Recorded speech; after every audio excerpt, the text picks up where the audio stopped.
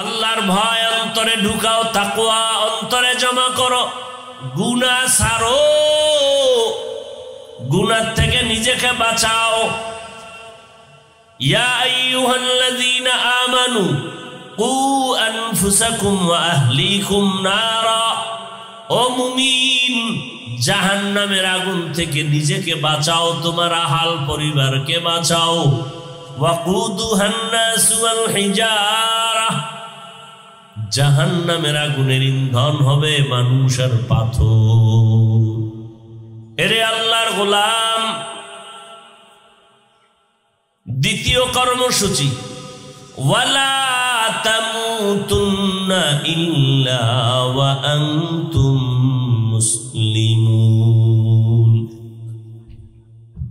মুমিনদেরকে আল্লাহ বললেন মুসলমান না হওয়া পর্যন্ত মৃত্যুবরণ করিও না। খুব খেয়াল করেন, মুমিনদেরকে বললেন এই মুমিন, মুসলমান না হইয়া মরিও না। তার মানে কি? মুমিনকে আল্লাহ কেন বললেন মুসলমান হইয়া মরো? এখানে আমরা যারা বসে আছি সবাই তো মুমিন, ঠিক না? শুধু কি মুমিন, মুসলমানও তো। কিন্তু আল্লাহ কি বললেন? মুমিনেরা মুসলমান না হইয়া মরিও না। তার মানে মুমিন হইছি, মুসলমানও বুঝি এখনো হতে পারি নাই। আল্লাহ আর এক আয়াতের ভেতরে বলেন, ইয়া আইয়ুহাল্লাযীনা আমানু দুখুলু ফিস-সিলমি কাফা ওয়ালা তাত্তাবিউ খুতুওয়াতিশ শাইতান ইন্নাহু লাকুম আদুউম মুবিন। ও মুমিনেরা, ইসলামের ভেতরে পরিপূর্ণ প্রবেশ করো, শয়তানের পথ অবলম্বন করবা না, সে তোমাদের প্রকাশ্য দুশমন। আল্লাহ আর এক আয়াতে আরো স্পষ্ট করে বলেন, ইয়া আইয়ুহাল্লাযীনা আমানু আমিনু বিল্লাহি ওয়া রাসূলিহি। ও মুমিন, তোমরা আল্লাহর উপরে, রাসূলের উপরে ঈমান আনো। বড় কঠিন কথা। আমরা তো আল্লাহ এবং নবীর উপর ঈমান আনার কারণে তো মুমিন হয়েছে, কিন্তু আল্লাহ আবার মুমিনদেরকে কেন ডবল ঈমান আনতে বললেন? ইয়া আইয়ুহাল্লাযীনা আমানু আমিনু বিল্লাহ। ও মুমিন, তোমরা আল্লাহর উপরে, রাসূলের উপর ঈমান আনো। ডবল ঈমানের কথা কেন বললেন? আল্লাহ যদি মুমিনকে ডবল ঈমানের দাওয়াত দিতে পারেন, আমরা মুসলমান হইয়া মুসলমানের ঈমানের ডবল দাওয়াত দিতে পারবো কি পারবো না? কথা বলেন না কেন? শুধু কি ডবল, কত হাজার ডবল হয়ে গেছে। আপনারা এখানে যারা বসে আছেন সবাই মুসলমান, আমিও মুসলমান।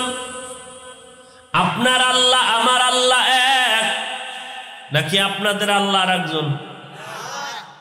আমার নবী আপনার নবী বলেন, আমার কোরআন আপনাদের কোরআন, আমার ধর্ম আপনাদের ধর্ম, আমার কাবা আপনাদের কাবা, আমার কালেমা আপনাদের কালেমা। দুনিয়াতে আসছিও এক, বিদায় বেলা কাফন হবে, কালার হবে এক, কবরের সাইজও হবে এক, কবরের ভেতরে 3টা করে প্রশ্ন হবে সবার বেলায়, তাও এক। একটু চিন্তা করেন তো, আল্লাহ এক, নবী এক, কোরআন এক, কাবা এক, ধর্ম এক, কালেমা এক, দুনিয়াতে আসার সিস্টেম এক, বিদায়ের সিস্টেমও, কাফন হবে 3টা, কালার তাও এক, কবরের সাইজ এক, প্রশ্ন তাও এক। তাহলে আপনাকে আমি বয়ান করব কেন? আজকে তো বয়ান করা দরকার ছিল চট্টগ্রামের পাহাড়ে ঢুইকা, পঞ্চগড়, ঠাকুরগাঁ, দিনাজপুর, যেখানে টাকার লোভে মুসলিমকে অমুসলিম বানায় কাদিয়ানীরা। আপনাকে বয়ান করব কেন? আপনি তো আল্লাহ মানেন, নবী মানেন, কোরআন মানেন, হাদিস মানেন। আপনার আমার ধর্ম এক, কালেমা এক, কাবা এক, সব এক। আপনাকে আমি বয়ান করব কেন? অথচ আপনাকে বয়ান করব কেন না, করতে করতে করতে করতে ঘুম নাই, খানা নাই, 12 মাস আপনার পেছনে দৌড়াইতে দৌড়াইতে টাইম মতো খানাও খাওয়া যায় না, ঘুমানো যায় না। অন্যদের পেছনে সময় দিব কখন? এরপরও ফলাফল 0। মোনাজাত দিয়া মাঠের থেকে বের হইয়াই বিড়ি আছে না? যেখানে এত আশেক বসে আছেন, আজকে ফজর পড়েন নাই, জোহর পড়েন নাই, আসর পড়েন নাই, মাগরিব পড়েন নাই, এশাও, এই তো আপনাদের ফলাফল। তাহলে বয়ান বিধর্মীকে করব কখন? আপনারেও তো কইরা শেষ করতে পারি না। আমি একা নাকি? হাজার হাজার আলেমরা আপনাদের পেছনে সময় দেয়, দাওয়াত ও তাবলীগওয়ালারা সময় দেয়, আহলে হক পীর মাশায়েখরা সময় দেন, জুমার দিন খতিব ইমাম সাহেবরা সময় ব্যয় করেন। কেউ কিন্তু বলে না আমার দলে আসো, আমার ভর্তি ভরম পূরণ করো।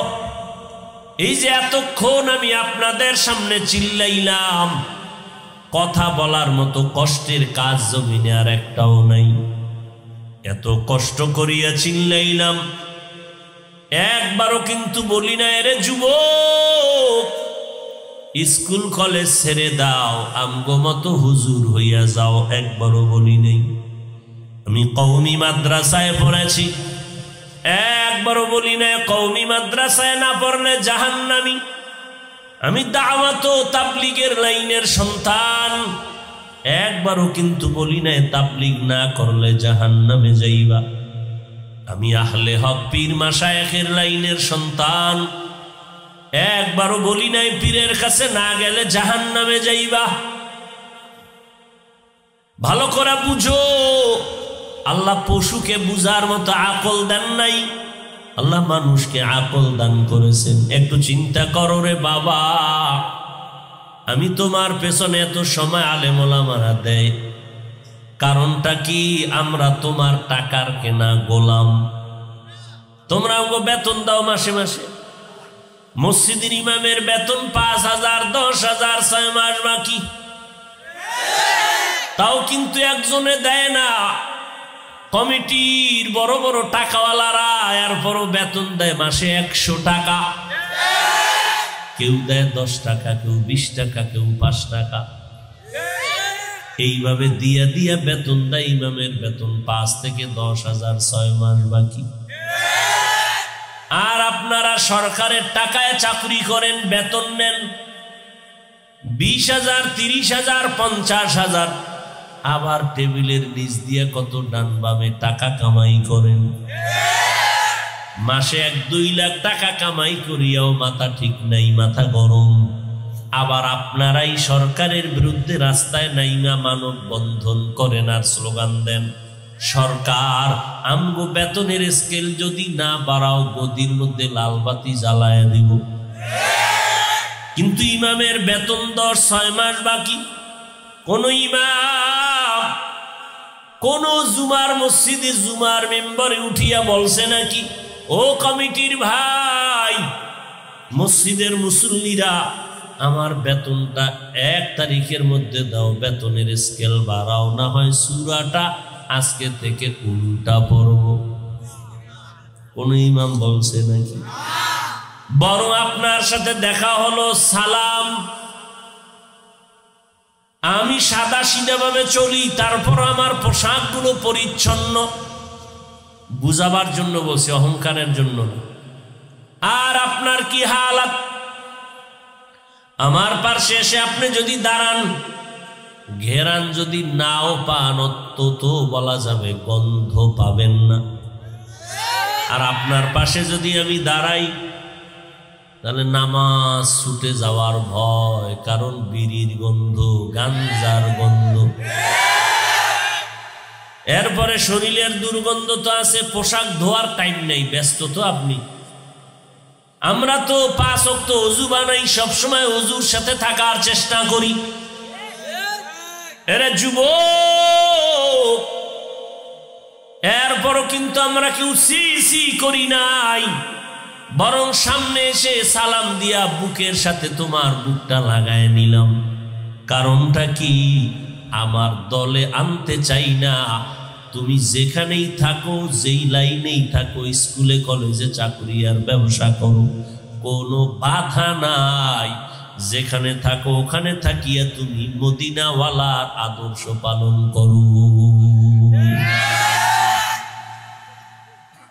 নবীর আদর্শ মানতে গেলে কি ব্যবসা বন্ধ হয়ে যাবে? আরে নবীও তো ব্যবসা করেছেন, সাহাবায়ে কেরাম তো ব্যবসা করেছেন। আমি একবারও বলি না যুবক স্কুল কলেজ বাদ দিয়ে আসো, মাদ্রাসায় পড়ে হুজুর হয়ে যাও, দরকার নাই।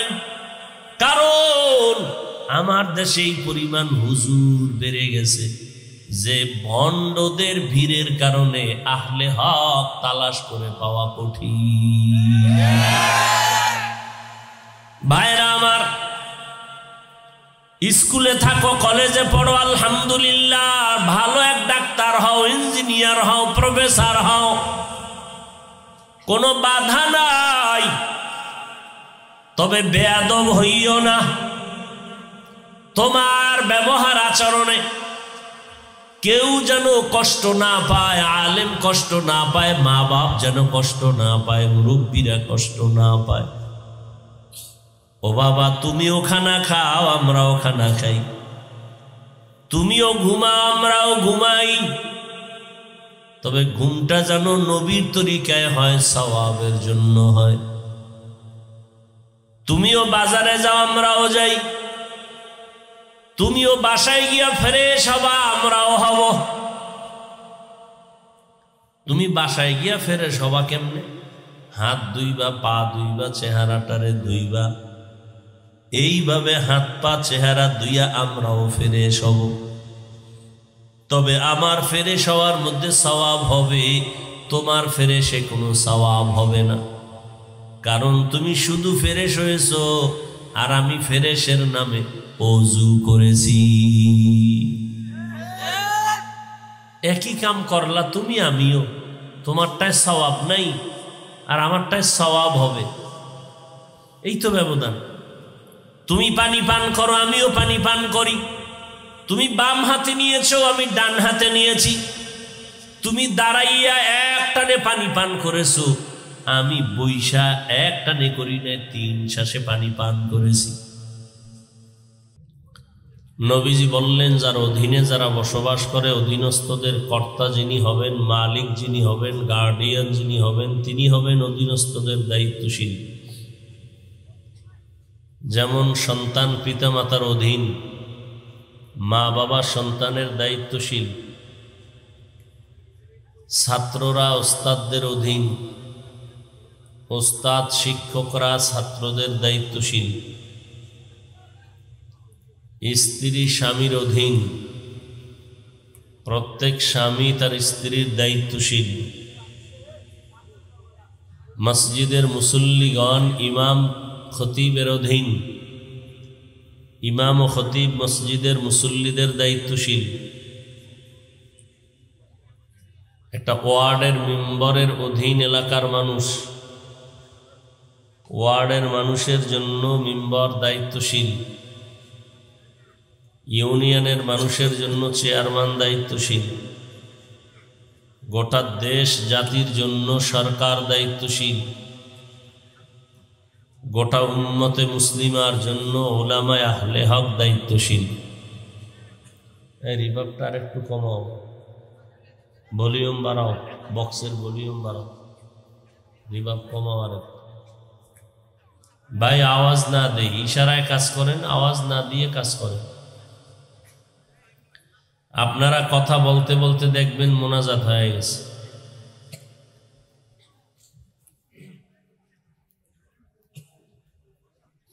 সাহাবায়ে কেরামদের মধ্য থেকে আরেকজন প্রশ্ন করলেন, হে রাসূল, বুঝলাম যার অধীনে যারা থাকে, অধীনস্থদের যিনি মালিক, যিনি গার্ডিয়ান, সে দায়িত্বশীল। আমার অধীনেও কেউ নাই, আমিও কারো অধীনে নাই, আমার দায়িত্ব কি? নবীজি বললেন, আপনি আপনার অঙ্গ প্রত্যঙ্গের দায়িত্বশীল। দুটো হাত আল্লাহ দিয়েছেন, দুটো পা দিয়েছেন, দুটো চোখ দিয়েছেন, এগুলোর আলাদা আলাদা ডিউটি আছে। অনর্থক আল্লাহ কিছুই দেন নাই। মানুষই যা বানায় এগুলো অনর্থক ফেলে দেওয়া হয় না। এক সময় আমরা পলিথিন কাগজ ফেলে দিতাম, আর সে পলিথিনের ব্যবসা করে এখন ঢাকার শহরে অনেকে কোটিপতি।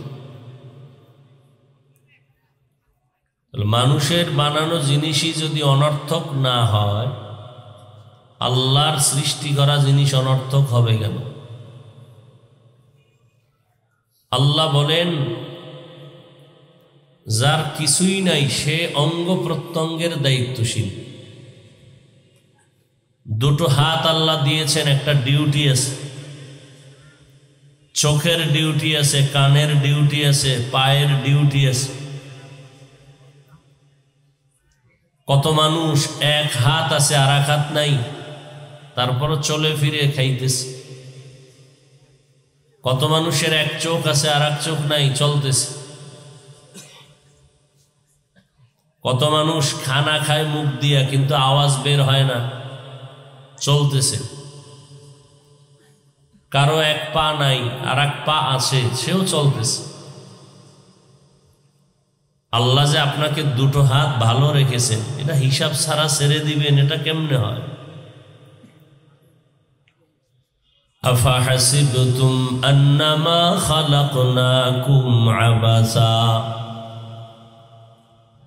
আফাহাসিবতুম আন্নামা খালাকনাকুম আবাসাম ওয়া আন্নাকুম ইলাইনা লা তুরজাউন। হে মানুষ, তোমরা কি ধারণা করেছো তোমাদেরকে অনর্থক বানানো হয়েছে? তোমরা কি ধারণা করেছো আর আল্লাহর আদালতে ফিরে আসবা না? অর্থাৎ তোমাদেরকে অনর্থক বানানো হয় নাই। আল্লাহর দরবারে একদিন আগে পেছনে আসতেই হবে, পালাবারও কোনো সুযোগ। ওয়াত্তাকু ইয়াওমান তুরজাউনা ফীহি ইলাল্লাহ সুম্মা তুওয়াফফা কুল্লু নাফসিন বিমা কাসাবাত ওয়া হুম লা ইউজলামুন। ভয় করো ওই দিনকে, যেদিন আল্লাহর আদালতে সব মাখলুকাত হাজির হবে, পালানোর কোনো সুযোগ থাকবে না। ওই দিন আমার আল্লাহ ইনসাফের বিচারালয় কায়েম করবেন। আল্লাহ পাক রব্বুল আলামিন ইনসাফের বিচার করবেন। আল্লাহ সব কিছুর সাক্ষী প্রমাণ নিয়ে তারপরে বিচার করবেন। আল্লাহ বান্দাকে বলবেন, বান্দা সব অঙ্গ প্রত্যঙ্গ কি তুমি সঠিকভাবে ডিউটিগুলো আদায় করেছো? অনেক বান্দা মিথ্যার আশ্রয় নিয়ে আযাবের ভয়ে বলবে হ্যাঁ করেছি, অথচ করে নাই। আল্লাহ তখন বান্দার জবানকে বন্ধ করে দিবেন। আল্লাহ হাতকে বলবেন কথা বল, পাকে বলবেন আল্লাহ কথা বলো। আল ইয়াউমা নাখতিমু আলা আফওয়াহিহিম ওয়া তুকাল্লিমুনা আইদিহিম ওয়া তাশহাদু আরজুলুহুম বিমা কানু ইয়াকসিবুন। দস্ত গো ইয়াদ मंचुनी दुज़दिदाम लब गोयद मंचुनी बोसीदाम चश्म गोयद चीदाम गमज़ा हराम गोश गोयद चीदाम समरुल कलाम। আল্লাহ পাক জবানকে বন্ধ করে হাতকে বলবেন কথা বল। আল্লাহর আদালতে হাত কথা বলা শুরু করবে। ও দয়ার মালিক, এই হাতের দ্বারা বান্দা যথাযথ ডিউটি পালন করে নাই। হাত দিয়া বান্দা মা বাবার কল্যাণে কাজ করবে, ন্যায়ের পক্ষে কাজ করবে। এই বান্দা হাতের দ্বারা অন্যায়ের পক্ষে কাজ করেছে। চোখ বলবে হে মালিক, এই চোখের দ্বারা মা বাবা তাকায় দেখবে সওয়াব। এই মা বাবা নেক নজরে তাকায় দেখবে চোখের দ্বারা সওয়াব। বান্দা এই চোখের দ্বারা কোরআন দেখবে সওয়াব। এই চোখ দিয়া বান্দা বাইতুল্লাহ দেখবে সওয়াব।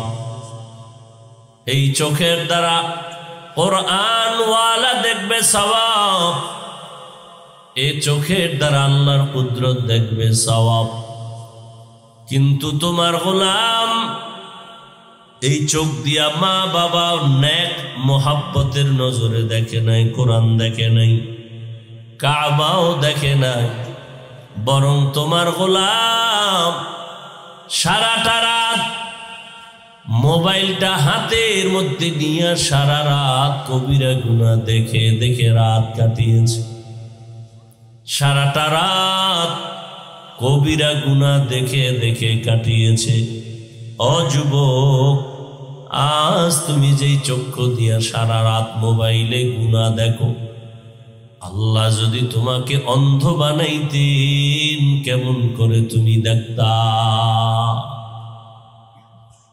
আল্লাহ যদি অন্ধ বানায় দিতেন কেমনে তুমি নাচ গান দেখতে রে বাবা?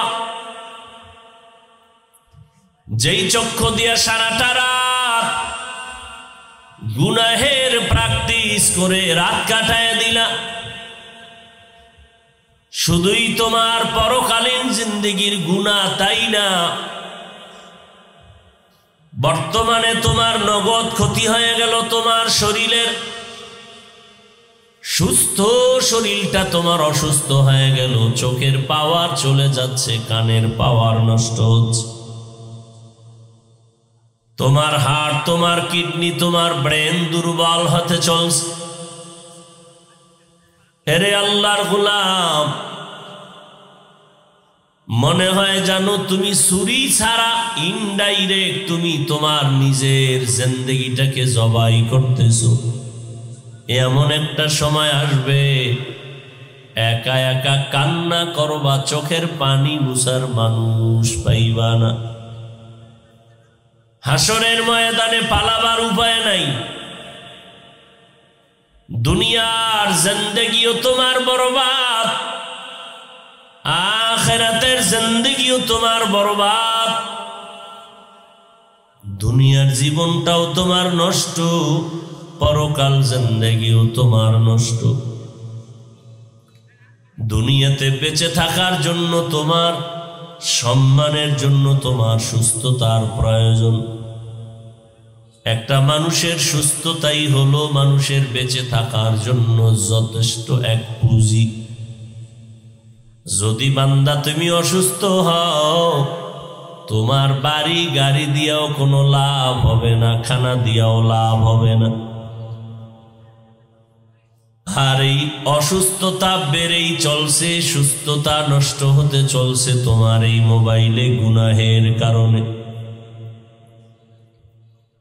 এখনো সময় আছে, তওবা করে নাও। আল্লাহর আদালতে দাঁড়ায়া হিসাব দেওয়ার ভয় অন্তরে জমা করে গুনাহ ছেড়ে দাও। ওয়া আম্মা মান খাফা মাকামা রাব্বিহি ওয়া নাহান নাফসা আনিল হাওয়া ফাইন্নাল জান্নাতা হিয়াল মাওয়া।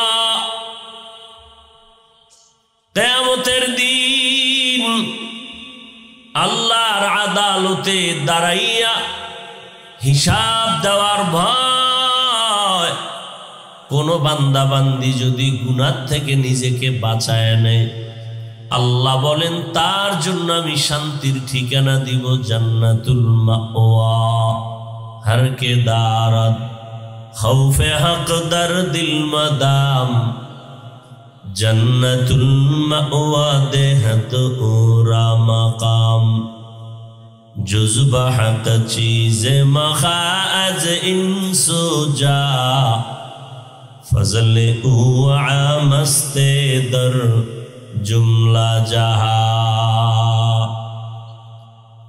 এজন্য আল্লাহ পাক রব্বুল আলামিন বলেন ইয়া আইয়ুহাল্লাযীনা আমানুত্তাকুল্লাহা হাক্কা তুকাতিহি ওয়া লা তামুতুন্না ইল্লা ওয়া আনতুম মুসলিমুন।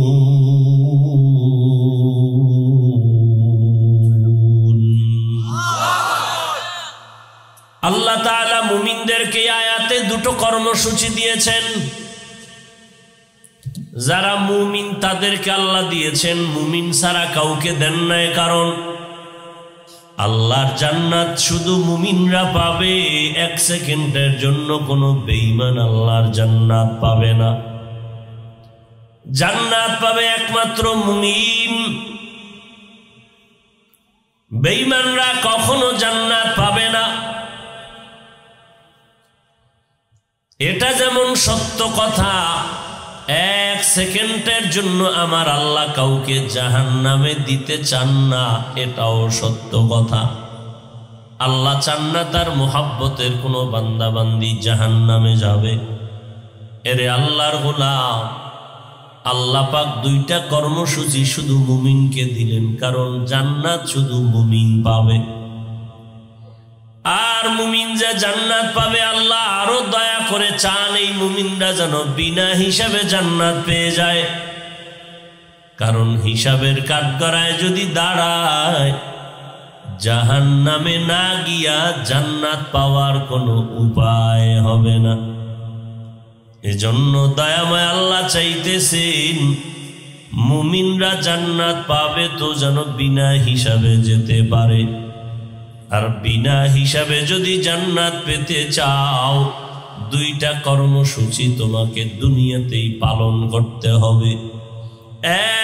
এক কর্মসূচি তাকওয়া অর্জন করে নাও, দ্বিতীয় কর্মসূচি মরার আগে মুসলমান হয়ে যাও। আল্লাহর নবী আয়াতটা যখন শুনাইলেন, সাহাবায়ে কেরাম পেরেশান হয়ে গেলেন। আল্লাহ বলেন আমাকে ভয় করো, হক আদায় করার মতো হক আদায় করে ভয় করো। সাহাবায়ে কেরাম পেরেশান। আল্লাহ যত বড়, ওই পরিমাণ হক আদায় করে কোনো বান্দার দ্বারা ভয় করা সম্ভব না। নবীও চিন্তায় পড়ে গেলেন, ঠিকই তো, আল্লাহ যত বড়, ওই পরিমাণ আল্লাহর হক আদায় করা কোনো বান্দার দ্বারা সম্ভব না। আল্লাহ আলিমুল গায়বি ওয়াস শাহাদা, সাথে সাথে জিবরাইল আমিনকে পাঠায় দিলেন, ও জিবরাইল নবীর কাছে যাও, সান্ত্বনার আয়াত পৌঁছাইয়া দাও। জিবরাইল আমিন আসার পর নবীর কাছে আয়াত শুনায় দিলেন, ইত্তাকিল্লাহা মাস্তাতাতুম, আল্লাহকে ভয় করো তোমাদের সাধ্য অনুযায়ী।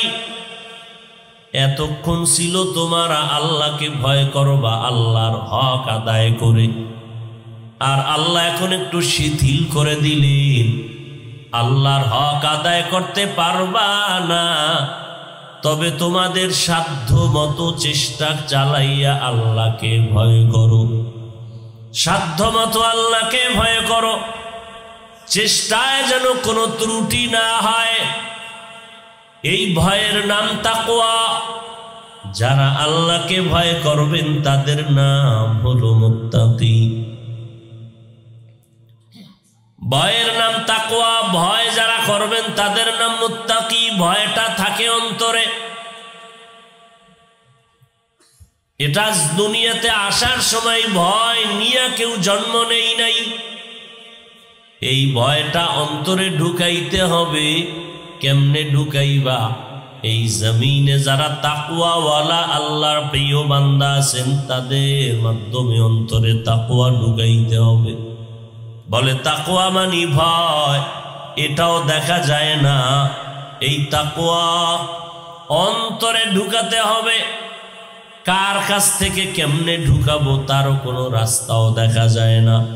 অন্তরে ঢুকাবো, অন্তর ধরা যায় না, দেখা যায় না। তো এখন কেমনে ঢুকাই? লিকুল্লি শাইইন মা'দিনুন ওয়া মা'দিনুত তাকওয়া কুলুবুল আরিফিন। প্রত্যেকটা ভালো জিনিসের একটা খাজাইন আছে, খাজিনা।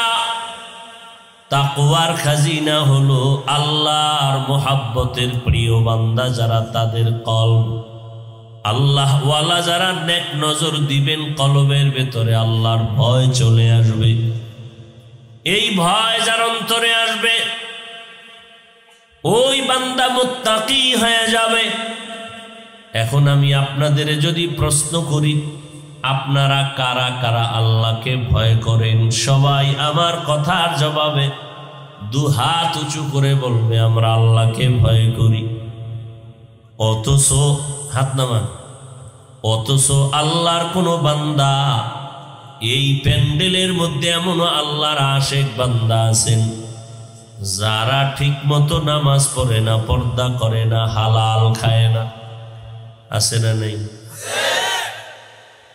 অথচ ঈমান আনার পরে মুসলমান মুমিনের প্রথম কাজ কি? নামাজ। নবীজি বলেন বাইনাল আবদি ওয়া বাইনাল কুফরি তরকুস সালাহ। মুমিন আর বিধর্মীর মধ্যে, অমুসলিমের মধ্যে ব্যবধান হলো নামাজ। বেঈমান নামাজ পড়ে না, মুমিন নামাজ ছাড়ে না। আল্লাহ কোরআনে চ্যালেঞ্জ দিয়েছেন ইন্নাস সালাতা তানহা আনিল ফাহশাই ওয়াল মুনকার। নিশ্চিত নামাজ মানুষকে সব গ্রহিত কাজ, অপরাধ থেকে ফিরায় রাখবে। অথচ একদল মুসলমান আছে নামাজ পড়ে না, আর একদল নামাজি আছে সুদের ব্যবসা ছাড়ে না। মুসলমান হইয়া কেন নামাজ পড়ে না? নামাজি বান্দা কেন গুনাহ ছাড়ে না? এর একমাত্র কারণ আল্লাহর ভয়, তাকওয়া তাদের অন্তরে নাই। আর অন্তরে আল্লাহর ভয় বা তাকওয়া অর্জন করার একমাত্র ঠিকানা কুলুবুল আরিফিন। আল্লাহর প্রিয় বান্দা তাকওয়াওয়ালাদের কলব, তাদের কলবের সাথে তোমার সংযোগ লাগাইতে হবে। বলে কেমনে লাগাইবা? আল্লাহর খাস গোলাম যারা মুহাব্বতের নজর দিবেন আল্লাহর জন্য, ওই নজরের ভিতর আল্লাহর রহমত হবে। আর ওই রহমতের নজরে বান্দার অন্তরে তাকওয়া পয়দা হয়ে যাবে। এরে নবীর উম্মতের দল, সবাই আপনারা হাত উঁচু করলেন, দেখাইলেন আমরা আল্লাহকে ভয় করি। কিন্তু আশ্চর্য, আসলে আমরা আল্লাহর ভয়ের হাকিকত ভালো করে জানি না। একটা সন্তান যখন মা বাবাকে ভয় করে তার হাকিকত কি? বলে তার হাকিকত হলো ওই সন্তান মা বাবার সামনে অপরাধ করে না। একটা ছাত্র শিক্ষকের ভয় করে, তার হাকিকত কি? বলে শিক্ষকের সামনে ছাত্র অন্যায় করে না। একটা সন্তান সাপকে বড় ভয় পায়, ভয় পাওয়ার হাকিকত কি? কখনো ওই বাচ্চাটা সাপের কিনারায়ও যাবে না। সাপ ধরবে দূরের কথা, সাপ যেই গর্তে থাকবে ওই জায়গায় ভয়ও সে যাবে না। আল্লাহকে ভয় করার হাকিকত, বান্দার জীবন চলে যাবে, গুনাহের কাছেও যাবে না। আর আল্লাহকে ভয়ও করি, গুনাহও করি, আসলে এটা আল্লাহর ভয় না, এটা ধোঁকা। আসলেই যারা আল্লাহকে ভয় করবে তার হাকিকত হলো সে গুনাহ করবে না। বেশি বেশি তসবিহ টানার নাম তাকওয়া না, ভালো করে মনে রাখবেন। বেশি বেশি নামাজ পড়ার নাম তাকওয়া না, বেশি বেশি কোরআন তেলাওয়াতের নাম তাকওয়া না, বেশি বেশি জিকির করার নাম তাকওয়া না। ভালো করে মনে রাখবেন। তো তাকওয়া কি জিনিস? বলে তাকওয়ার মূল স্লোগান হলো বান্দা আল ইহতিরাজ আনিল মাসিয়া, গুনাহের থেকে বেঁচে থাকার নাম হলো তাকওয়া। এটা আরো সহজেই ভাবে আমি বলি, বান্দা তুমি নেক আমল করতে পারো বা না পারো, গুনাহ করবা না। নেক আমল করতে পারি আর না পারি, কি করব না, এর নাম তাকওয়া। বেশি বেশি নেক আমল করার নাম তাকওয়া না, বরং গুনাহের থেকে বেঁচে থাকার নাম কি, তাকওয়া। নেক আমল করতে পারা কি না পারা নয় তো সফলতা, গুনাহ থেকে বেঁচে থাকাই হলো তাকওয়ার পূর্ণতা। নেক আমল করা না করা তাকওয়া না, গুনাহের থেকে বেঁচে থাকার নাম তাকওয়া। তাকওয়া মানে আল্লাহর ভয়। আসলেই যারা আল্লাহকে ভয় করবেন তারা গুনাহ করবেন না, কখনোই গুনাহ করবেন না। অনিচ্ছায় যদি অজান্তে গুনাহ হইয়া যায়, তওবা করতেও দেরি করবে না, এর নাম তাকওয়া। যারাই তাকওয়া অর্জন করবে তাদের পুরস্কার দুনিয়াতে 6টা, পরকালে 2টা। আল্লাহর ভয় অন্তরে জমা করে যারা গুনাহ থেকে বেঁচে থাকবে, এদের জন্য দুনিয়াতে পুরস্কার 6টা, আখিরাতে 2টা। আখিরাতে 2 পুরস্কারের এক হলো বিনা হিসাবে পাবে জান্নাত। আখিরাতে দ্বিতীয় পুরস্কার হলো পর্দা ছাড়া হবে আল্লাহর সাথে মোলাকাত। তাকওয়া বড় দামি সম্পদ। ইন্না আকরামাকুম ইনদাল্লাহি আতকাকুম, আল্লাহ বলেন আমার কাছে সব থেকে বেশি দামি সম্মানিত ওই বান্দা বান্দি যার মধ্যে থাকবে তাকওয়া। তাকওয়া মানে আল্লাহর ভয়। আল্লাহর ভয়ের হাকিকত হলো নেক আমল করতে পারো না পারো, গুনাহ করা যাবে না, এর নাম হলো আল্লাহর ভয়। আর এই অবস্থাটা তৈরি করার জন্য বান্দা যাদের অন্তরে তাকওয়া আছে তাদের সাথে সম্পর্ক রাখতে হবে। নিজেকে যদি বড় বানাতে চাও হে মুমিন, বড়দের কদমে নিজেকে করে দাও বিলীন। দুনিয়ার লাইনে যদি নিজেকে বড় বানাইতে চাও, বড়দের কাছে সময় না দিলে বড় হতে পারে না। বড় একজন রাজমিস্ত্রি যদি হতে চায়, অভিজ্ঞ রাজমিস্ত্রির পেছনে সময় দিতে হয়। বড় একজন অভিজ্ঞ ডাক্তার হতে হলে একজন ভালো ডাক্তারের পেছনে গিয়া প্র্যাকটিক্যাল সময় দিতে হয়। একজন শ্রেষ্ঠ ইঞ্জিনিয়ার হতে হলে অভিজ্ঞ ইঞ্জিনিয়ারের পেছনে সময় দিতে হয়। দুনিয়ার লাইনে বড় হতে হলে বড়দের কাছে গিয়া যদি সময় দিতে হয়, আখিরাতের লাইনে কেন বড়দের কাছে সময় দেওয়া লাগবে না? নবীর সোহবত পেয়েছেন তো মক্কার চূড়ান্ত খারাপ মানুষগুলো দামি হয়ে গেছে। কেমন দামি? আমার আল্লাহ লিস্ট পাঠাইয়া বলেন, ও জিবরাইল আমিন যাও, লিস্টটি নবীর কাছে পৌঁছাইয়া দাও।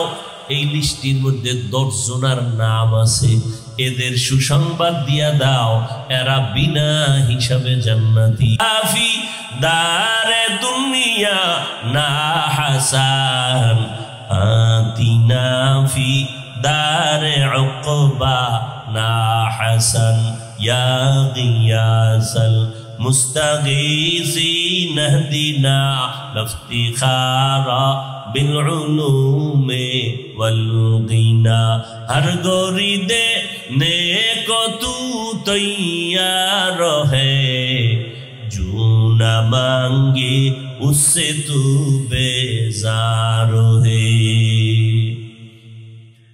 আল্লাহর ভয় অন্তরে ঢুকাও, তাকওয়া অন্তরে জমা করো, গুনাহ ছাড়ো, গুনাহ থেকে নিজেকে বাঁচাও। ইয়া আইয়ুহাল্লাযীনা আমানু কু আনফুসাকুম ওয়া আহলিকুম নারা, ও মুমিন জাহান্নামের আগুন থেকে নিজেকে বাঁচাও, তোমার আহাল পরিবারকে বাঁচাও। ওয়াকুদুহান নাসু ওয়াল হিজারা, জাহান্নামের আগুনের ইন্ধন হবে মানুষ আর পাথর। এরে আল্লাহর গোলাম,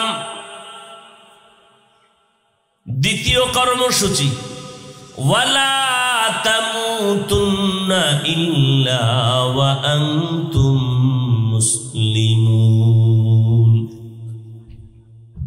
মুমিনদেরকে আল্লাহ বললেন মুসলমান না হওয়া পর্যন্ত মৃত্যুবরণ করিও না। খুব খেয়াল করেন, মুমিনদেরকে বললেন এই মুমিন মুসলমান না হইয়া মরিও না। তার মানে কি? মুমিনকে আল্লাহ কেন বললেন মুসলমান হইয়া মরো? এখানে আমরা যারা বসে আছি সবাই তো মুমিন, ঠিক না? শুধু কি মুমিন, মুসলমানও তো। কিন্তু আল্লাহ কি বললেন? মুমিনেরা মুসলমান না হইয়া মরিও না। তার মানে মুমিন হইছি, মুসলমানও বুঝি এখনো হতে পারি নাই।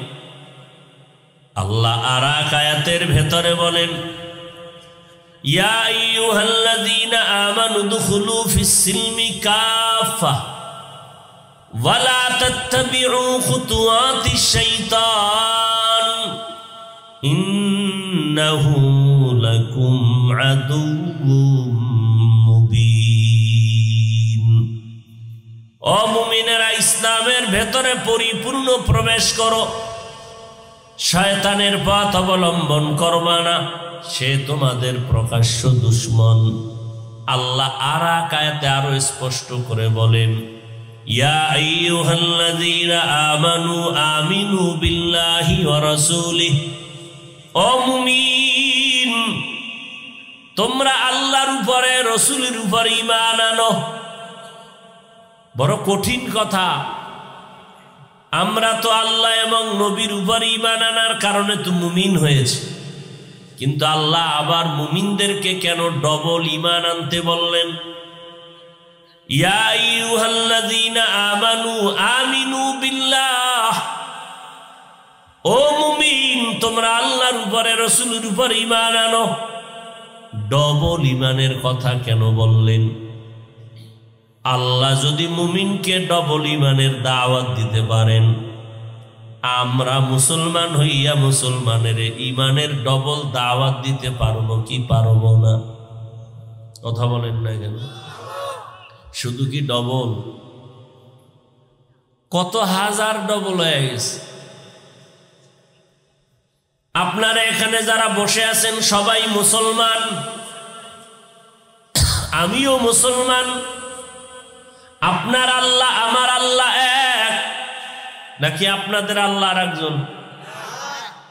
আমার নবী আপনার নবী বলেন, আমার কোরআন আপনাদের কোরআন, আমার ধর্ম আপনাদের ধর্ম, আমার কাবা আপনাদের কাবা, আমার কালেমা আপনাদের কালেমা।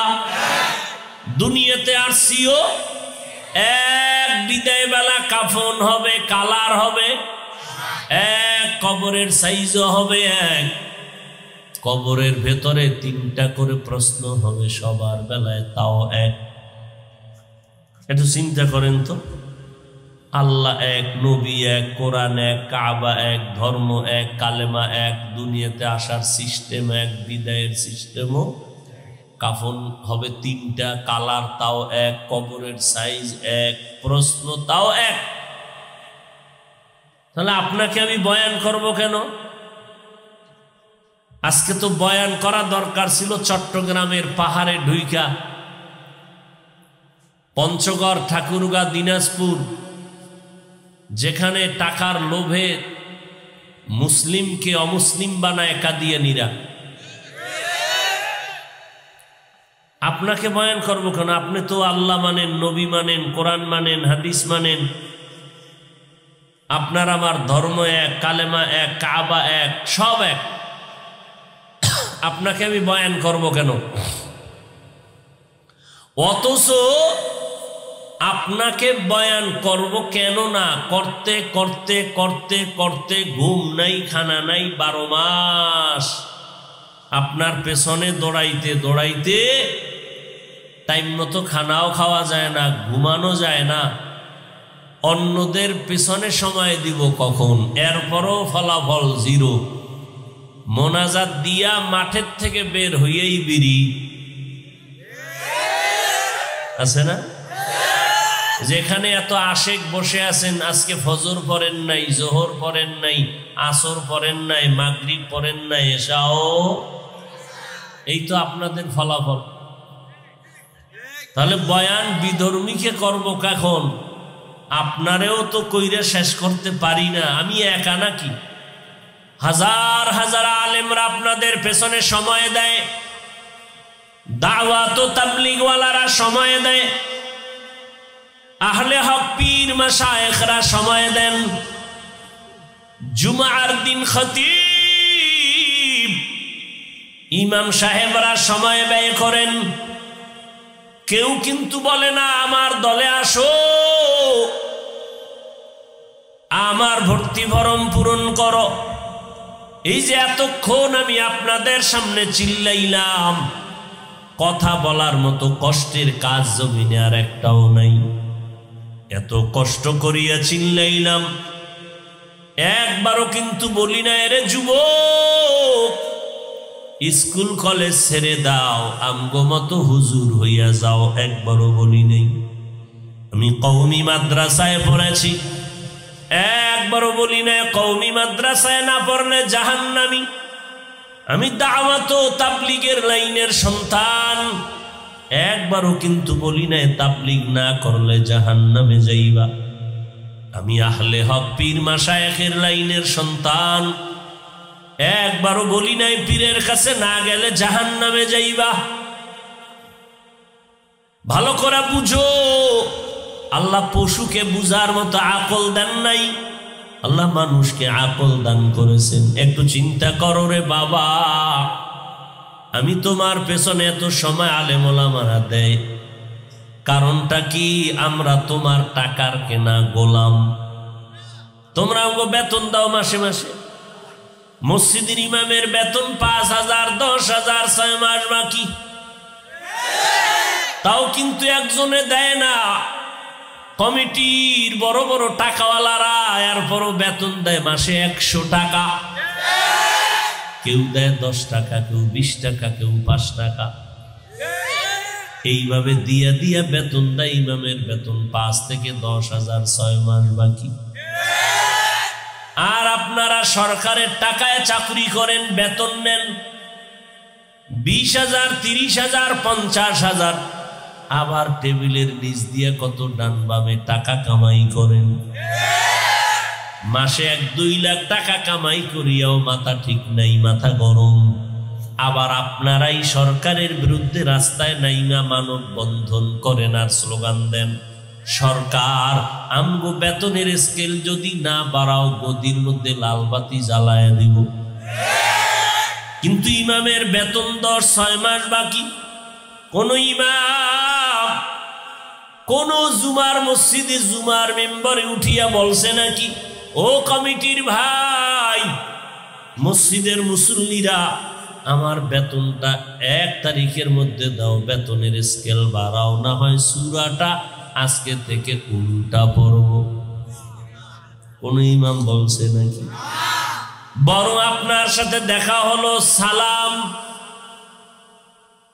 আমি সাদা সিধা ভাবে চলি, তারপর আমার পোশাকগুলো পরিচ্ছন্ন, বুঝাবার জন্য বলছি, অহংকারের জন্য না। আর আপনার কি হালাত? আমার পাশে এসে আপনি যদি দাঁড়ান, ঘেরান যদি নাও পান, অন্তত বলা যাবে গন্ধ পাবেন না। আর আপনার পাশে যদি আমি দাঁড়াই, তাহলে নামাজ ছুটে যাওয়ার ভয়, কারণ বিড়ির গন্ধ, গাঞ্জার গন্ধ, এরপরে শরীরের দুর্গন্ধ তো আছে, পোশাক ধোয়ার টাইম নেই, ব্যস্ত তো আপনি। আমরা তো 5 ওয়াক্ত ওযু বানাই, সবসময় ওযুর সাথে থাকার চেষ্টা করি। এরা যুবক, এরপরও কিন্তু আমরা কেউ সি করি নাই, বরং সামনে এসে সালাম দিয়া বুকের সাথে তোমার বুকটা লাগায় নিলাম। কারণটা কি? আমার দলে আনতে চাই না। তুমি যেখানেই থাকো, যেই লাইনেই থাকো, স্কুলে কলেজে চাকরি আর ব্যবসা করো, কোনো বাধা নাই। যেখানে থাকো ওখানে থাকিয়া তুমি মদিনাওয়ালার আদর্শ পালন করো। নবীর আদর্শ মানতে গেলে কি ব্যবসা বন্ধ হয়ে যাবে? আরে নবীও তো ব্যবসা করেছেন, সাহাবায়ে কেরাম তো ব্যবসা করেছেন। আমি একবারও বলি না যুবক স্কুল কলেজ বাদ দিয়ে আসো, মাদ্রাসায় পড়ে হুজুর হয়ে যাও, দরকার নাই। কারণ আমার দেশে এই পরিমাণ হুজুর বেড়ে গেছে যে ভণ্ডদের ভিড়ের কারণে আহলে হক তালাশ করে পাওয়া কঠিন। ভাইরা আমার, স্কুলে থাকো, কলেজে পড়ো, আলহামদুলিল্লাহ, ভালো এক ডাক্তার হও, ইঞ্জিনিয়ার হও, প্রফেসর হও, কোনো বাধা নাই। তবে বেয়াদব হইও না। তোমার ব্যবহার আচরণে কেউ যেন কষ্ট না পায়, আলেম কষ্ট না পায়, মা বাপ যেন কষ্ট না পায়, মুরব্বীরা কষ্ট না পায়। ও বাবা, তুমিও খানা খাও, আমরাও খানা খাই, তুমিও ঘুমাও, আমরাও ঘুমাই, তবে ঘুমটা যেন নবীর তরিকায় হয়, সওয়াবের জন্য হয়। তুমিও বাজারে যাও, আমরাও যাই, তুমিও বাসায় গিয়া ফ্রেশ হবা, আমরাও হব। তুমি বাসায় গিয়া ফ্রেশ হবা কেমনে?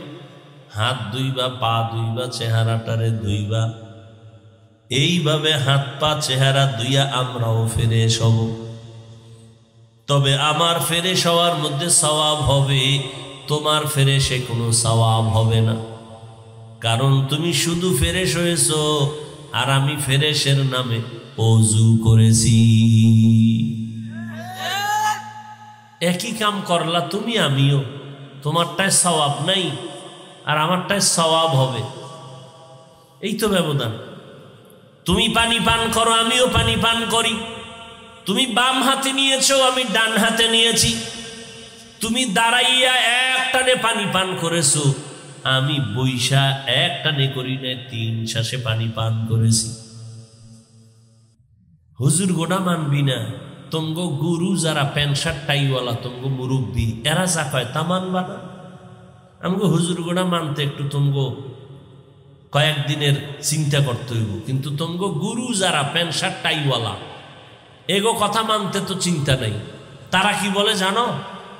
তোমার মতো গুনাহগার না, গুনাহ তারা করে, তবে তোমার মতো এইরকম চরিত্রহীন না। চরিত্রহীন কখনো, ভালো করে মনে রাখবা, লিখে রাখবা, চরিত্রহীন কোনোদিন পৃথিবীতে শ্রেষ্ঠ সম্মানের চেয়ার পাবে না। লিখে রাখিস, যুবকদেরকে বলছি, লিখে রাখিস। চরিত্রহীন সে বড় ব্রেনি, জীবনে সম্মানের চেয়ার পাবে না, মনে রাখবা। সর্বোচ্চ সম্মানের চেয়ার পেতে হলে 1 নাম্বার পুঁজি লাগবে তার সুন্দর চরিত্র, এছাড়া কেউ তাকে ভালো জানবেন। নাম্বার 2 তার থাকতে হবে সুস্থ। এই 2 পুঁজি না থাকলে কেউ সম্মানের জায়গায় টিকে থাকতে পারবে না। তোমার চরিত্র ভালো ঠিক, কিন্তু তুমি অসুস্থ রোগী। তুমি যদি স্কুলের টিচার হও, সেখানে 1 সপ্তাহ যদি না যাও, কি ব্যাপার?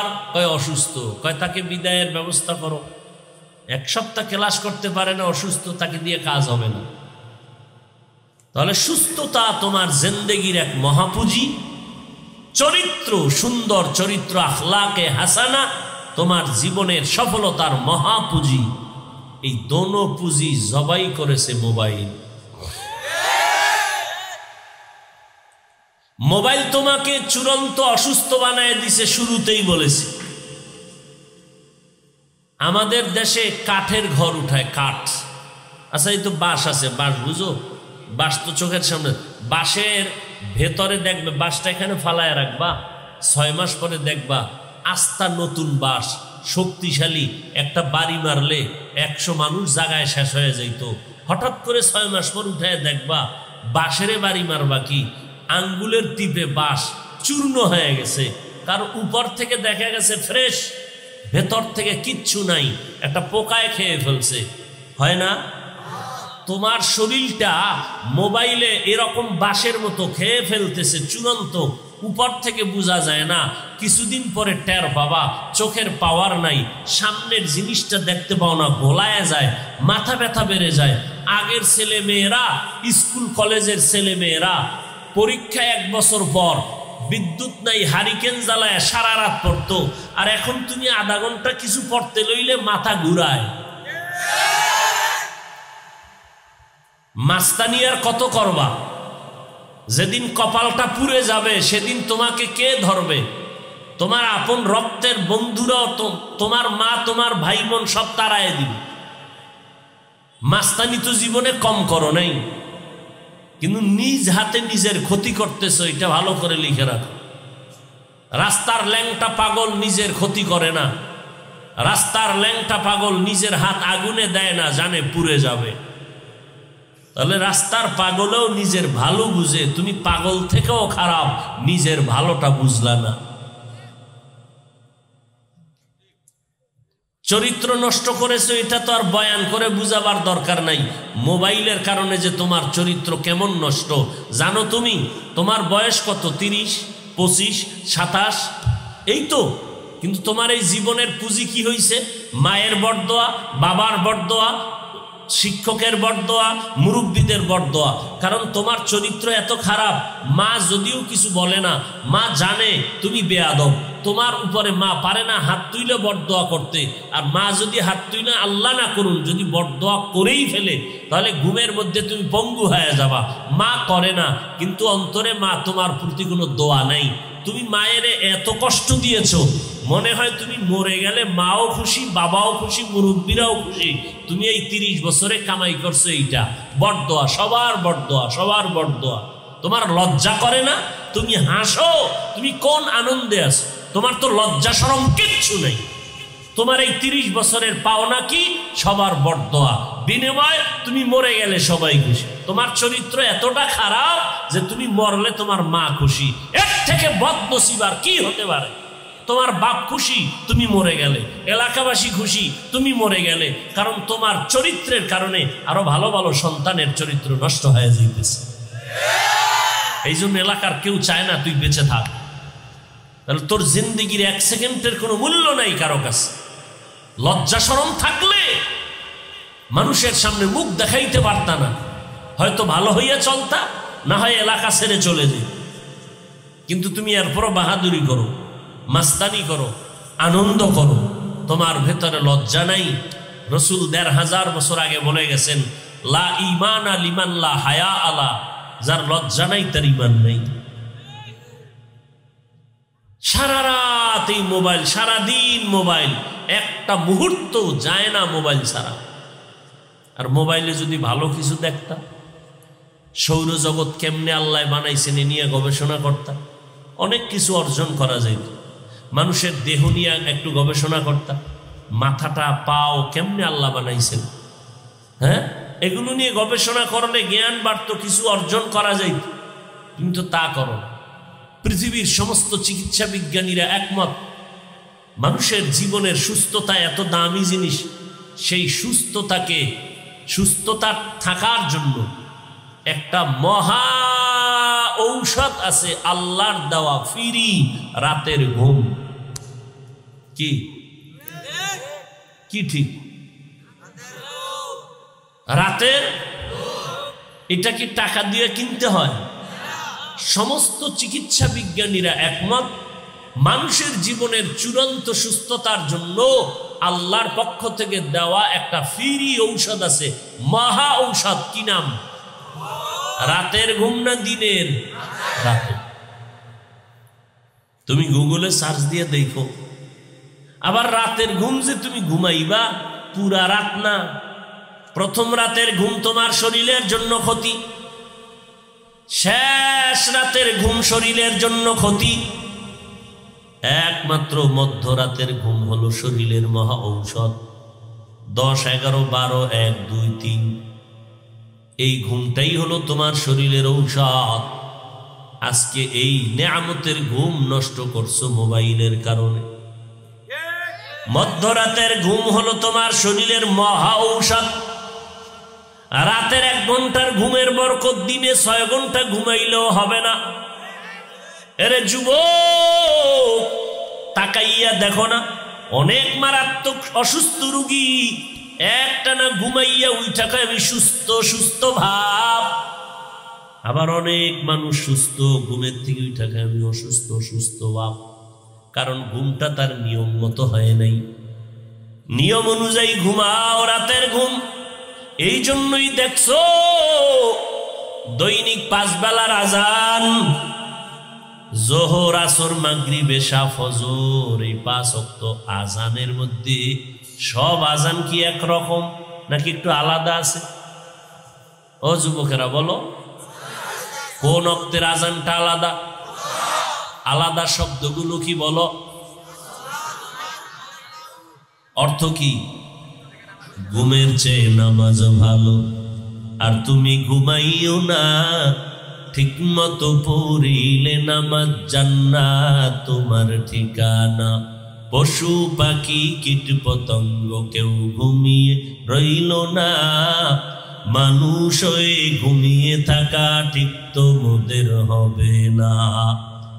আহাতে মন কঠিন দিনেতে নামাজ তোমায় ভুলবে না, ঠিক মতো পড়িলে নামাজ জান্নাত তোমার ঠিকানা। ঘুমের চেয়ে নামাজ ভালো, আর তুমি ঘুমাইও না, ঠিক মতো পড়িলে নামাজ জান্নাত তোমার ঠিকানা। ঘুমের চেয়ে নামাজ ভালো। কোন ঘুম? ঘুমের চেয়ে নামাজ ভালো। কোন ঘুম থেকে নামাজ ভালো? ঘুমের তো অংশ বলে দিলাম, প্রথম, শেষ, মধ্য অংশ। কোন অংশের থেকে নামাজ ভালো? কারণ কি? এখানে আর একটা কারণ আছে। রাতের শেষ ভাগে আমার আল্লাহ প্রথম আসমানে আসেন। এটা কি আজকে নতুন শুনলা যুবকেরা? আরো শুনছো? আল্লাহ আসেন কোথায় বলো? কোন দিন?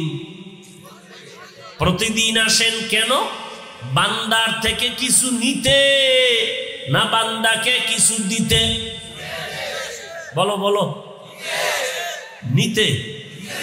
দিতে। তোমার কিছু লাগবে? লাগবে? তুমি ঘুমাও কেন? তোমাকে কি ভাষায় বললে তুমি একটু লাইনে আসবা বলো তো বাবা?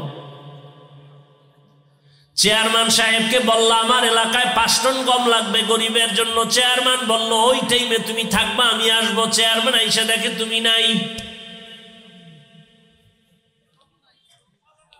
ও আল্লাহর বান্দা, তোমার টাকা লাগবে, বাড়ি লাগবে, তোমার গুনাহ মাফ করানো লাগবে, তোমার সুস্থতার দরকার, আল্লাহর কাছে চাও।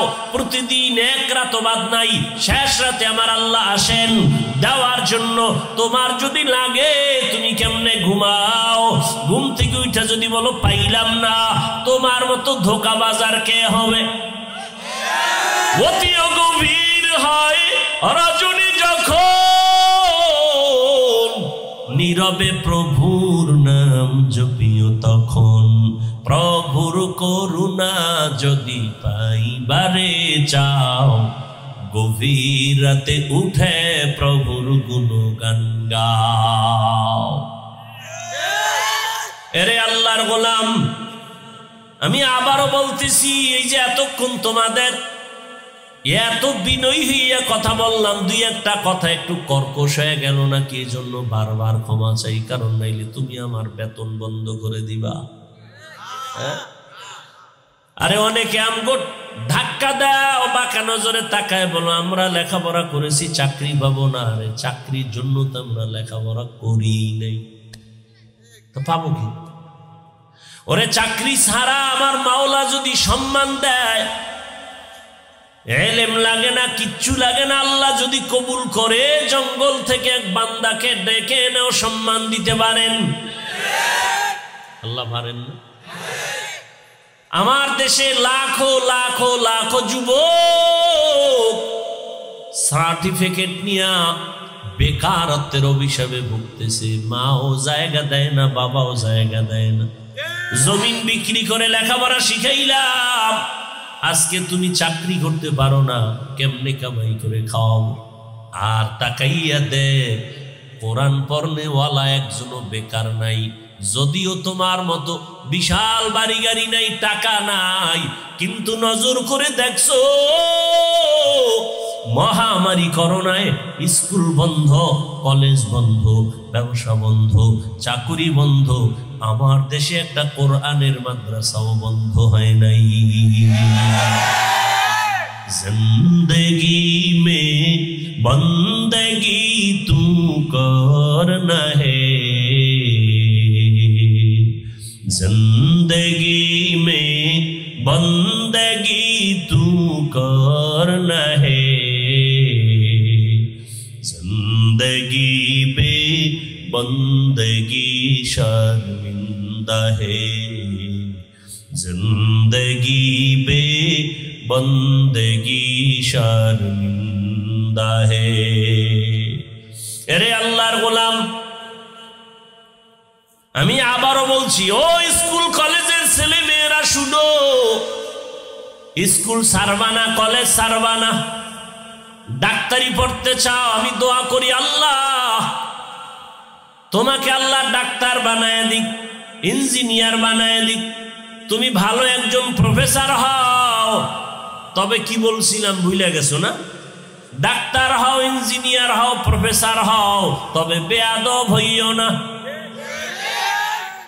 মা বাবার বরদোয়া নিবি না রে সন্তান, শিক্ষকের বরদোয়া নিবা না, মুরব্বীদের বরদোয়া নিবা না। দোয়া বড় দামি এক সম্পদ। স্কুলে পড়লে তোমার জাহান্নামে যেতে হবে, বলার উপায় নেই। ওখানে থাইকা তুমি মা বাবার খেদমত করো, নবীর তরিকা মানিয়া 5 বেলার নামাজ পড়ো। তোমার মতো কত যুবক স্কুল কলেজে পড়িয়াও 5 ওয়াক্ত নামাজ পড়ে, তুমি সাক্ষী দাও আছে না নাই? তুমি কেন পারবা না রে বাবা? আমগো হুজুর টুজুরের দরকার নাই। আল্লাহ তোমাকে বিচারের জন্য তোমার পাশের বন্ধুটাকে দাঁড় করায় বলবে, ও নামাজ পড়লো, তুই পারলি না কেন? জীবনে মাদ্রাসায় পড়ে নাই, জেনারেল লাইনে পড়ুয়া বহু বান্দা দেখো আজ আওয়াম মাদ্রাসায় যায় না, রাস্তায় গাড়ি চালায়, নামাজ ছাড়ে না, তুমি কেন পারো না? র্যাব আর্মি পুলিশ বিডিআরের চাকরি করে, নামাজ ছাড়ে না, তুমি কেন পারো না? ময়দানে কৃষি কাজ করে, নামাজ পড়ে, তুমি কেন পারো না? নদীর মধ্যে মাছ ধরে, নামাজ পড়ে, তুমি কেন পারো না রে বাবা? এখনো সময় আছে, তওবা করে নাও, মনেরে বুঝাও। স্কুলে পড়ি, চাকরি করি, আল্লাহ ডাক্তার হব, ইঞ্জিনিয়ার হব, মা বাবার দোয়া নিয়ে চলবো, আর কোনোদিন নবীর তরিকার বাইরে চলবো না। মা বাবারে কষ্ট দিব না, আলেম ওলামার বিরোধিতা করব না, দেশ ও জাতির বিরুদ্ধে ষড়যন্ত্র করব না, চলবো। আল্লাহর কাছে তওবা করো। কয়দিন আর বাহাদুরি করবা, আর বাঁচবারে বাবা? ইদানিং কালে যত মরণের লাশ দেখি, যুবকের লাশ, পানির নিচে যুবকের লাশ, ঘুমের বিছানায় যুবকের লাশ, গাড়ির নিচে যুবকের লাশ। অতএব মরণ, সুস্থ মানুষটাও হঠাৎ মরে যায়, বলে কি রোগ? বলে কোনো রোগ নাই। কত মরলো কেন? কয় স্ট্রোক করেছে। অতএব তাড়াতাড়ি তৈরি হয়ে যাও, ব্যবসা করো, চাকরি করো, লেখাপড়া করো, নামাজটা ছাড়িও না রে বাবা। মা বাবার দোয়া নিয়ে চলো, মা বাবারে কষ্ট দিও না। উলামায়ে কেরামের পরামর্শ নিয়ে নবীর তরিকা মতে চলো। অন্তরকে তৈরি করে নাও। হেদায়েতের মালিক আমার আল্লাহ। আল্লাহ যারে হেদায়েত দিবেন কেউ তারে ধ্বংসের পথে নিতে পারবেন না। আর যার কপাল বড় খারাপ, রহমতের নবীর বয়ানও সে বেঈমান, কালেমা পড়ে না।